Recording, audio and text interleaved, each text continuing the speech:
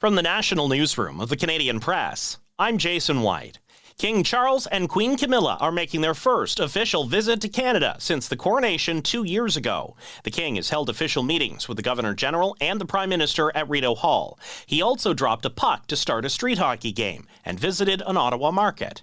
Tomorrow, the King is set to deliver the throne speech in Parliament, and University of Ottawa professor Damien-Claude Bélanger says it'll be a significant moment in Canadian history. It will send the message that, Canada is not destined to become part of the United States, but we have our own political institutions and our own political traditions.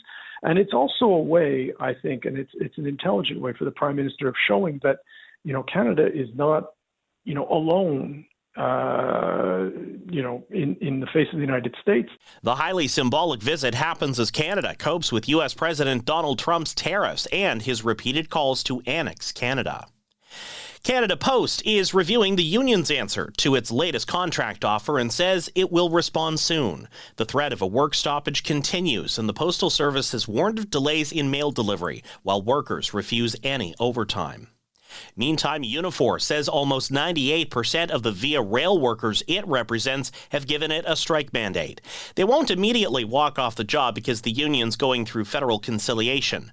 The union alleges the company is pushing for major concessions and has failed to meet its members' monetary demands.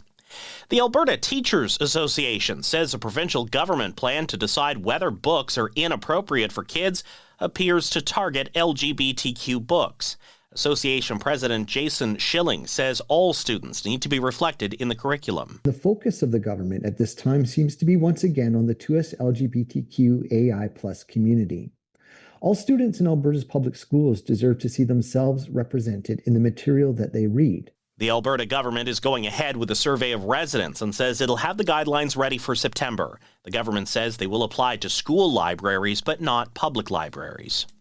A new report says Canada needs to boost productivity and housing affordability to strengthen its growth in the face of trade uncertainty and U.S. tariffs. The latest OECD economic survey of Canada says the Canadian economy has been resilient, but per capita GDP growth has been weak, especially compared with the U.S.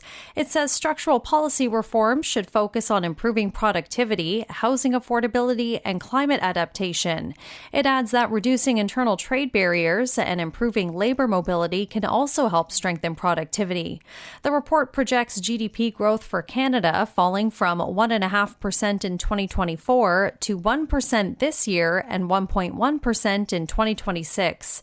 Michelle Zedekian, The Canadian Press. This is The Canadian Press. In sports, the Florida Panthers look to punch their ticket to their third straight Stanley Cup final with a win tonight over the Carolina Hurricanes. The Ottawa Charge are looking to stave off elimination tonight in the Professional Women's Hockey League final. The Charge are trailing the Minnesota Frost 2-1 in the best-of-5 series. Preliminary round action continues at the Memorial Cup in Rimouski, Quebec. The Western Hockey League's Medicine Hat Tigers look to move into a tie with London for first place in the 4-team Major Junior Hockey Tournament. The Tigers face Moncton of the Quebec Maritimes Junior Hockey League. The Wildcats are looking for their first win after dropping an overtime decision to London. The Minnesota Timberwolves look to draw level in the NBA's Western Conference Final tonight when they host Canadian Shai Gilgeous-Alexander and the Oklahoma City Thunder. And Canadians Gabriel Diallo and Denis Shapovalov scored straight-set wins today in first-round action at the French Open. From the Canadian Press, I'm Jason White. Thanks for listening. Don't forget to follow and subscribe. For more of today's top stories, visit thecanadianpressnews.ca.